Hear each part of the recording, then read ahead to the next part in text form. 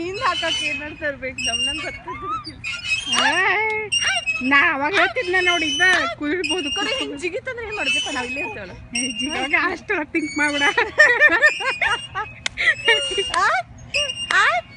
ಇನ್ನೊಂದು ಹೋಗ್ಲಿ.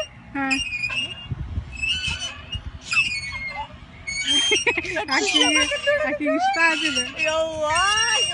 ಅಷ್ಟು ಬೇಡ ಸ್ಪೀಡ್ ಜಾಸ್ತಿ ಬೇಡ ಸಾಕು. ಹೌದಾ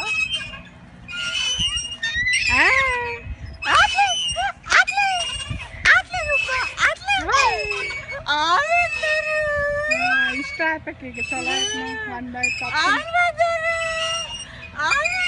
ಧೂಕ ತಿನ್ನು